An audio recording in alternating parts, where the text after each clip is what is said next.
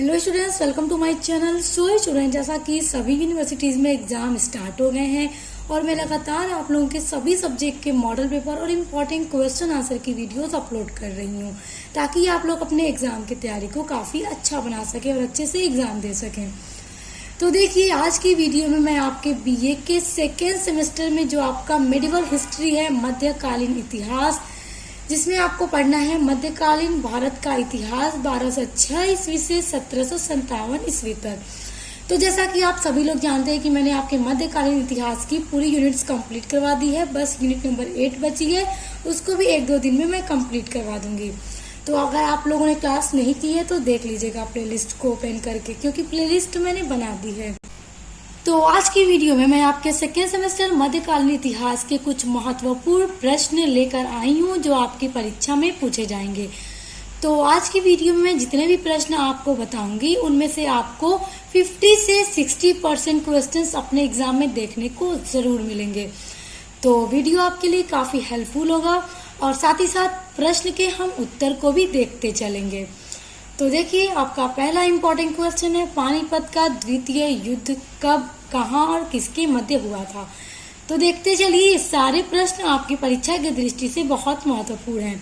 तो देखिए, अफगान राजा का एक हिंदू सेनापति जो हेमू था, उसने आगरा और दिल्ली पर अधिकार जमा लिया था। तो उसे मुक्त कराने के लिए 1556 ईस्वी में अकबर और हेमू के बीच में पानीपत का दूसरा युद्ध हुआ था, जिसमें हेमू की सेना थी वो पराजित हुई थी और पंजाब, आगरा तथा दिल्ली पर अकबर ने अधिकार कर लिया, यानी उसे मुक्त कराकर अकबर का उस पर अधिकार हो गया।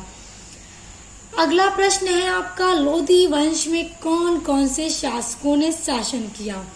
तो देखिए, लोधी वंश में 3 शासकों ने शासन किया था। पहला बहलोल लोधी, जो कि लोधी वंश का संस्थापक था, जिसने 1451 ईस्वी से लेकर 1489 ईस्वी तक शासन किया था। दूसरा शासक बना था सिकंदर लोधी, जिसने 1489 ईस्वी से लेकर 1517 ईस्वी तक शासन किया था। उसके बाद सिकंदर लोधी के बाद इब्राहिम लोधी बनता है लोधी वंश का सुल्तान और 1517 से लेकर 1526 ईस्वी तक शासन करता है। जैसा कि आप सभी लोग यहाँ पर जानते भी होंगे, आपने यूनिट्स पढ़ी थी मेरे साथ, तो कि पानीपत का जो पहला युद्ध था वो बाबर और इब्राहिम लोधी के बीच हुआ था, जिसमें इब्राहिम लोधी मारा गया था। अब देखिए, अगला है हल्दी घाटी का युद्ध कब, कहां और किसके मध्य हुआ। तो देखिए, हल्दी घाटी का युद्ध 1576 ईस्वी में अरावली पहाड़ी पर अकबर की सेना और महाराणा प्रताप के मध्य हुआ था। और स्टूडेंट्स, जब मैं आपकी यूनिट्स कंप्लीट करवा रही थी तो उसमें जब मैंने आपको पढ़ाया था तो उसमें मैंने आपको बताया था कि हल्दी घाटी के युद्ध का नाम हल्दी घाटी क्यों पड़ा था। तो आप लोग अकबर वाली वीडियो देखिएगा, आपको पता चल जाएगा। अगला है, कुतुबुद्दीन ऐबक को लाख बख्श क्यों कहा जाता है। तो देखिए, कुतुबुद्दीन ऐबक जो था, उसकी उदारता के कारण उसे लाख बख्श कहा जाता है और वो काफी दान प्रिय था, वो लोगों को दान भी करता था। देखिए, वो लाखों का दान करने वाला दान प्रिय व्यक्ति था, तो इसी कारण उसे लाख बख्श कहा जाता है। तो जितने भी प्रश्न मैं आपको बता रही हूँ ये सभी आपके परीक्षा की दृष्टि से काफी महत्वपूर्ण है और आप इन सभी को बहुत अच्छे से याद कर लीजिए। काफी छोटे छोटे से और अच्छे क्वेश्चन है, इजी भी है और ये सारे क्वेश्चन आपके एग्जाम में आपको दिए जाएंगे। अगला है, जलालुद्दीन फिरोज खिलजी कौन था। तो देखिए, जलालुद्दीन खिलजी ने खिलजी वंश की स्थापना की, यानी खिलजी वंश का जो संस्थापक था वो जलालुद्दीन खिलजी था। गुलाम वंश के अंतिम शासक क्यूमर्स के पतन के बाद, देखिए, जो पहला सल्तनत काल भारत में स्थापित हुआ था दिल्ली में, तो वो गुलाम वंश था, जिसके बारे में आपके सिलेबस में है और मैंने आपको पढ़ा रखा है पूरा। तो गुलाम वंश का जो अंतिम शासक था वो क्यूमर्स था। तो जब क्यूमर्स का पतन हो जाता है तो उसी के बाद जलालुद्दीन फिरोज खिलजी सिंहासन पर बैठा। जलालुद्दीन खिलजी ने 1290 से 1296 ईस्वी तक, यानी कुल 6 वर्ष तक शासन किया। आइए आगे बढ़ते हैं और आपका अगला महत्वपूर्ण प्रश्न देखते हैं। अगला है आपका, बलबन ने मंगोल आक्रमण से बचाव के लिए क्या किया। देखिए, जो बलबन था वो गुलाम वंश का शासक था और इसका पूरा नाम गयासुद्दीन बलबन था और इसका वास्तविक नाम जो था वो बहाउद्दीन था।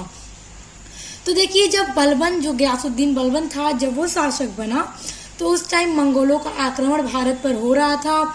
तो बलबन ने मंगोल के आक्रमण से बचाव के लिए जो पुराने किले थे उनकी मरम्मत करवाई और नए किलों का भी निर्माण कराया, और वहां पर उसने बहुत ही विश्वसनीय और अनुभवी अधिकारियों तथा हष्ट पुष्ट सैनिकों को नियुक्त किया, ताकि जब मंगोलों के आक्रमण हो तो उनकी जो अच्छी सेना थी, जो ताकतवर सेना थी, उसको वहां पर रखा ताकि मंगोलों के आक्रमणों को अच्छे से रोक सके।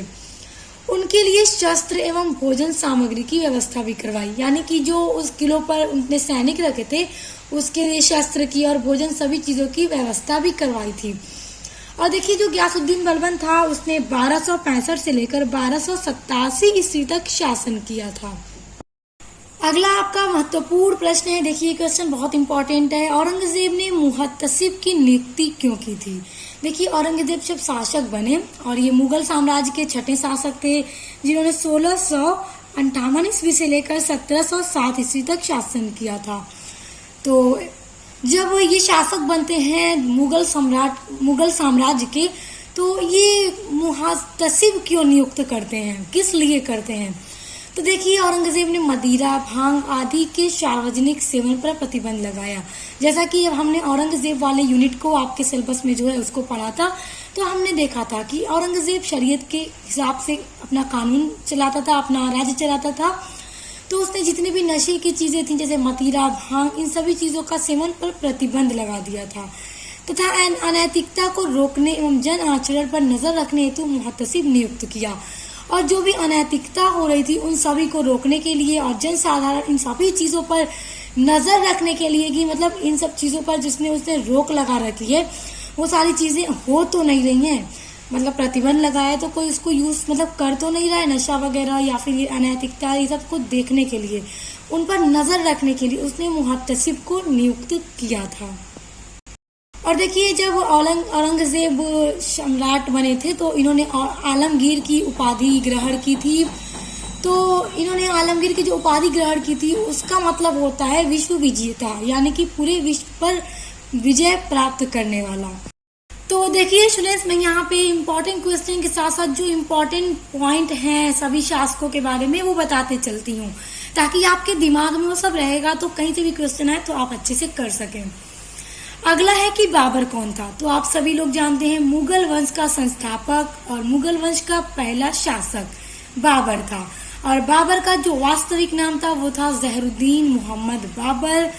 बाबर ने 1526 ईस्वी से 1530 ईस्वी तक शासन किया। देखिए 1526 ईस्वी में ही पानीपत का पहला युद्ध हुआ था, जो बाबर और इब्राहिम लोदी के बीच में हुआ था, और इब्राहिम लोदी उसमें मारा भी जाता है। तो वहीं से मुगल साम्राज्य की नींव डालते हैं बाबर, और इन्होंने 1530 ईस्वी तक शासन किया था। उसके बाद इनकी मृत्यु हो जाती है। तो इन्होंने अपने लाइफ में यहाँ पे मतलब भारत में आने के बाद 4 युद्ध लड़े थे, पानीपत का, खानवा का, चंदेरी का और घाघरा का, जिन चारों युद्धों में बाबर की ही विजय हुई थी। अगला है बाबरनामा। देखिए बाबरनामा क्या है, ये एग्जाम में अक्सर पूछा जाता है, तो आपको पता होना चाहिए। तो देखिए जो बाबरनामा है, बाबर ने अपनी आत्मकथा लिखी है, जिसे बाबर ने स्वयं लिखी है, क्योंकि बाबर को तलवार के सिपाही के साथ साथ कलम का भी सिपाही बोला जाता है, क्योंकि ये लिखा भी करते थे। तो इन्होंने जो अपनी आत्मकथा है उन्होंने लिखी है, जो तुर्की भाषा में है, यानी उन्होंने तुर्की भाषा में अपने बाबरनामा को लिखा है, जो तुजुके बाबरी नाम से प्रसिद्ध है। यानी कि बाबर का जो बाबरनामा है वो तुजुके बाबरी के नाम से प्रसिद्ध है। देखिए एक छोटा सा प्रश्न बनता है कि बाबरनामा का अन्य नाम कौन सा है? तो तुजुके बाबरी। इन सब चीजों को याद रखिएगा, ये छोटी छोटी चीजें हैं मगर अक्सर एग्जाम में आती हैं और स्टूडेंट्स क्या है फंस जाते हैं। इसके फारसी अनुवाद को बाबरनामा कहते हैं। अब देखिए बाबर ने जो अपनी आत्मकथा लिखी थी तो वो तुर्की भाषा में थी। तो जो तुर्की भाषा में बाबरनामा है तो तुर्की भाषा में उसे तुजुके बाबरी, और जो अब्दुल रहीम खाना थे उन्होंने तुर्की भाषा से उसे फारसी में अनुवाद किया, तो फारसी में उसका नाम बाबरनामा है। तो ये सारी चीजें आप याद रखिएगा। पूछा जाता है कि तुजुके बाबरी का फारसी अनुवाद किसने किया, तो याद रखना है अब्दुल रहीम खाना ने किया है। आइए अपने अगले प्रश्न को देखिए, बहुत इंपॉर्टेंट है और अक्सर ये एग्जाम में पूछा भी जाता है। स्वर्ण युग का काल किस मुगल काल के शासक को कहा जाता है? देखिए, किस मुगल शासक के शासन काल को स्वर्ण युग का काल कहा जाता है? तो शाहजहां का जो शासन काल था उसे स्वर्ण युग का काल कहा जाता है, क्योंकि शाहजहां ने विश्व प्रसिद्ध इमारतों का निर्माण कराया था। आप सभी लोग जानते हैं कि इन्होंने विश्व प्रसिद्ध इमारतों का निर्माण भी कराया, जिनमें से ताजमहल भारत विश्व के 7 आश्चर्यों में से एक है, जिसे देखने के लिए दूर दूर विदेशों से भी लोग आया करते हैं। देखिए, जो शाहजहां का टाइम पीरियड था, तो उस टाइम शाहजहां भी इन सब चीजों के काफी शौकीन थे कि इमारतों का निर्माण कराना, अच्छी अच्छी नक्काशियों के साथ इमारतें बनवाई जा रही थी इनके टाइम पीरियड में, और ये बहुत शौकीन थे, मतलब हर एक चीज को लेकर। और इनके दरबार में जो भी रहते थे दरबारी, उन सभी के जीवन जो थे बहुत ही शान शौकत से गुजर रहे थे। यानी इनके टाइम पीरियड में इनके दरबारी और ये सभी लोग बहुत ही शान और शौकत से अपनी जिंदगी को गुजार रहे थे। तो यही कारण है कि शाहजहां के काल को स्वर्ण युग का काल भी कहा जाता है। अगला महत्वपूर्ण प्रश्न है अकबर के नवरत्न। देखिए, आपके छोटे छोटे प्रश्न में ना यही सारे प्रश्न दिए जाते हैं जो आज की वीडियो में मैं आपको बता रही हूँ, इसलिए इन सभी प्रश्न को अच्छे से तैयार कर लीजिएगा। देखिए, अकबर के नवरत्न जो थे उनमें पहला मुल्ला दो प्याजा, हकीम हुमायूं, अब्दुल रहीम खाना, अबू फजल, तानसेन, राजा मान सिंह, राजा टोडरमल, फैजी और राजा बीरबल। तो ये अकबर के नवरत्न थे। और एक शो भी आता था जोधा अकबर, तो अगर आप लोगों ने देखा होगा तो जानते होंगे, बहुत अच्छा था। और देखिए, जो अकबर थे वो मुगल साम्राज्य के तीसरे शासक थे। तो ये सारी चीजें भी आपके याद रखने वाली है कि कौन सा शासक था, कब से शासन किया। तो अकबर तीसरे शासक थे मुगल साम्राज्य के, और इन्होंने 1556 से लेकर 1605 ईस्वी तक शासन किया था। यानी इनका जो टाइम पीरियड था बहुत लंबा था। और इनके बाद फिर मुगल साम्राज्य में औरंगजेब थे, जो इन्हीं की तरह लंबा शासन करते हैं। अब देखिए, अगला है शेरशाह सूरी और सूरवंश। देखिए, जब मैं आपके यूनिट्स कंप्लीट करवा रही थी तो आपने पढ़ा होगा उसमें मेरे साथ कि हुमायूं जो था वो मुगल साम्राज्य का दूसरा साम्राज्य बनता है। तो हुमायूं और शेरशाह सूरी दोनों के मध्य काफी सारे युद्ध हुए थे, तो जिनमें हुमायूं क्या है कि हार जाता है और शेरशाह सूरी जीत जाता है। तो हुमायूं अपनी जान बचाकर भारत छोड़कर चला जाता है, फारस की तरफ वो चला जाता है, वहां जाकर वो पनाह लेता है।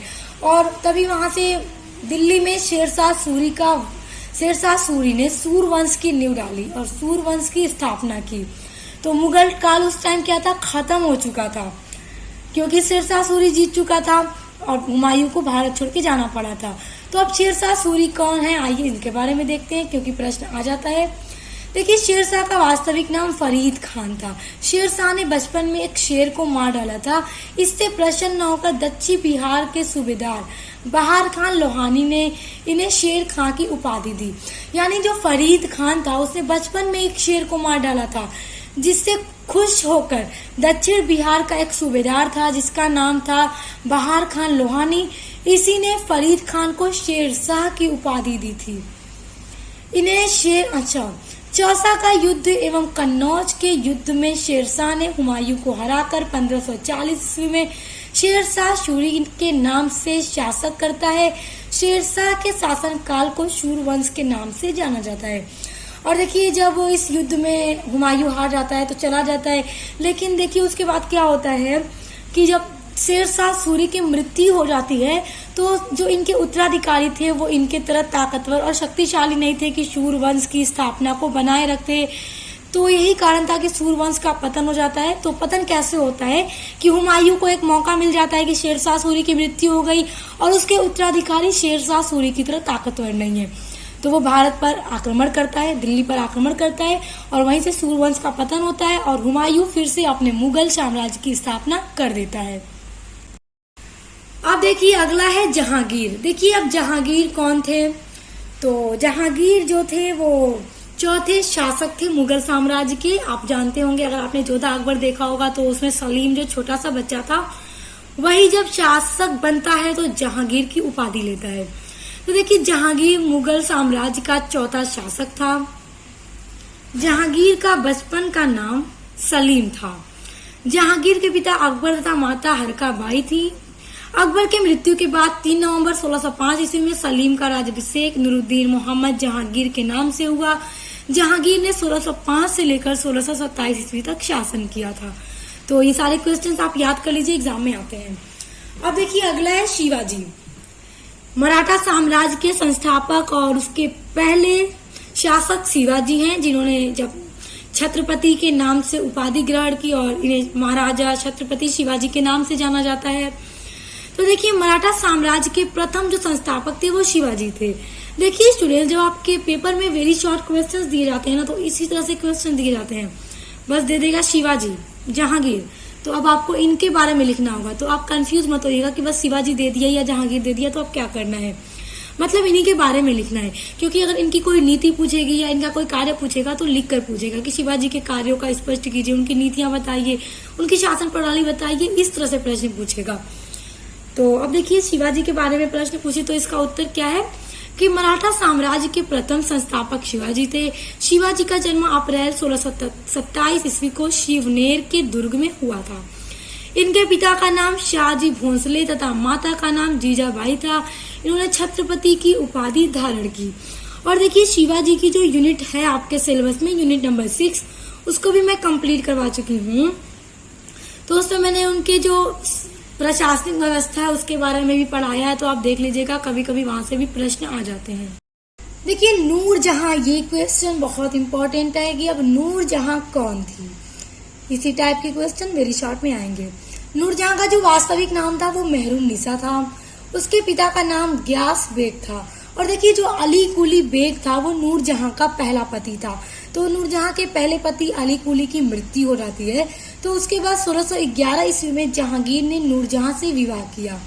यानी कि जहांगीर के काल में ये जो स्त्री थी, नूरजहां की बुद्धि एवं सुंदरता के कारण उसे जहांगीर द्वारा नूरजहां की उपाधि दी गई। देखिए एक बात याद रखिएगा कि नूरजहां जो थी वो जहांगीर की पत्नी थी और इसका पहला पति मर चुका था, तो इसकी शादी फिर जहांगीर से होती है। तो जहांगीर ने जब नूरजहां को देखा, उसकी खूबसूरती, क्योंकि नूरजहां काफी खूबसूरत थी, बुद्धि वाली थी, सुशिक्षित थी, तो इन सब चीजों से बहुत ज्यादा जहांगीर प्रभावित हो जाता है, उससे विवाह कर लेता है। तो उसी की सुंदरता के और बुद्धि के कारण जहांगीर ने नूरजहां को यानी मेहरुन्निसा को नूरजहां की उपाधि दी थी। अब देखिए अगला आपका है महमूद गजनवी का भारत पर आक्रमण करने का क्या उद्देश्य था। देखिए महमूद गजनवी ने भारत पर जब आक्रमण किया था तो उसका भारत पर आक्रमण करने का उद्देश्य ज्यादा से ज्यादा धन इकट्ठा करना था, ना कि भारत में अपना स्थायी साम्राज्य स्थापित करना। यानी वो भारत के धन दौलत से इतना ज्यादा आकर्षित था कि उसका मेन उद्देश्य क्या था, भारत के धन को लूटना, ना कि यहाँ पर आक्रमण करके यहाँ पे अपने साम्राज्य की स्थापना करना। यानी उसने भारत पर आक्रमण यहाँ पे मतलब साम्राज्य स्थापित करने के लिए नहीं की थी। देखिए बल्कि जो महमूद गजनवी था उसकी नजर किस पे थी, नजर उसकी ईरान पर, अफगानिस्तान और खुरासान के क्षेत्रों पर थी। और वो उन क्षेत्रों पर आक्रमण करके उनको अपने गजनी के क्षेत्र में मिलाना चाहता था, जिसके लिए उसे एक अपनी बड़ी सेना चाहिए थी। तो वो अपनी सेना को जुटाने के लिए भारत धन की जरूरत थी, तो उसी धन के लिए उसने भारत पर आक्रमण किया। तो देखिए उसने सन 1000 से सन 1025 ईस्वी तक भारत पर 17 बार आक्रमण करता है और कई राजपूत राजाओं को वो हरा करके उनके धन पर कब्जा कर लेता है। उसके अलावा उसने मंदिरों और बौद्ध मठों को तोड़ा और उनको भी लूटा। यानी बहुत सारी मंदिरों को भी महमूद गजनवी ने तोड़ा, बौद्ध मठों को तोड़ा और उनको भी लूटता है और लूट करके जो धन था, जो कीमती चीजें थी, लेकर के अपने साथ चला गया था। तो देखिए महमूद गजनवी का जो भारत पर आक्रमण था उनमें से सबसे प्रसिद्ध आक्रमण 1025 ईस्वी में सोमनाथ मंदिर का आक्रमण है। तो ये याद रखिएगा, कभी कभी पूछा जाता है कि महमूद गजनवी का सबसे प्रसिद्ध आक्रमण कौन सा है। तो जो 1025 ईस्वी में सोमनाथ मंदिर पर महमूद गजनवी ने आक्रमण किया था वो सबसे प्रसिद्ध आक्रमण है। आपका अगला इम्पोर्टेंट क्वेश्चन है इब्न बतूता कौन था। देखिए ये अक्सर एग्जाम में दिया जाता है। देखिए जो इब्न बतूता था वो मोरक्को का यात्री था, यानी वो भारत आया था। और वो किस टाइम भारत आया था, जो मोहम्मद बिन तुगलक का शासन काल था उस समय इब्न बतूता भारत आया था। इब्न बतूता ने अपनी पुस्तक रेहाल में भारत यात्रा का वर्णन किया। देखिए मोहम्मद बिन तुगलक जो कि तुगलक वंश का शासक था, तो जब उसका टाइम पीरियड चल रहा था तब इब्न बतूता भारत आया था, और वो भारत आने के बाद भारत के बारे में वो अपनी पुस्तक यानी इब्न बतूता ने एक पुस्तक लिखी है जिसका नाम रिहाल है। तो उसमें भारत की यात्रा के बारे में वर्णन भी करता है। और स्टूडेंट्स देखिए, मोहम्मद बिन तुगलक से आपको ये एक और इम्पोर्टेंट बात बता दूं कि मोहम्मद बिन तुगलक सल्तनत काल का सबसे ज्यादा विद्वान शासक था और सबसे ज्यादा पढ़ा लिखा शासक था। तो इसे भारत के इतिहास में एक विद्वान शासक के साथ साथ एक बुद्धू शासक भी कहा जाता है। यानी कि ये इतना विद्वान था, पढ़ा लिखा था, फिर भी इसे भारत के इतिहास में एक बुद्धू शासक के नाम से भी जाना जाता है, क्योंकि ये इतना ज्यादा पढ़ा लिखा था कि दूर तक का सोच लेता था। ये काफी दूरदर्शी था, इस कारण इसने कई सारे अभियान चलाए जो कि सारे अभियान फेल हो गए। इसने अपने हिसाब से जो सोचकर अभियान चलाए थे मोहम्मद बिन तुगलक ने, तो वो सारे मतलब अपने हिसाब से उसने अच्छे के लिए चलाए थे, मगर सब में वो क्या है, फेल हो जाता है। तो जब मैंने तुगलक काल के बारे में पढ़ाया है तो उसमें मोहम्मद बिन तुगलक के बारे में पढ़ाया है, तो आप लोग उसको जरूर देख लीजिएगा। तो आज के वीडियो में जितने भी छोटे छोटे क्वेश्चन आंसर आपको बताए हैं ये आपके एग्जाम के दृष्टि से बहुत ज्यादा महत्वपूर्ण है, तो आप इनको अच्छे से लर्न कर लीजिए और अच्छे से जाकर एग्जाम दीजिए। Best of luck.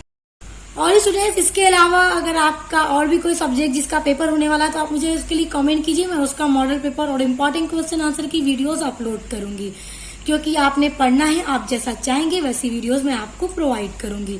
तो चैनल को सब्सक्राइब करके बेल आइकन को प्रेस कर लीजिए ताकि आने वाली वीडियो का नोटिफिकेशन आपको मिलता रहे। तो अब मिलते हैं नेक्स्ट वीडियो के साथ।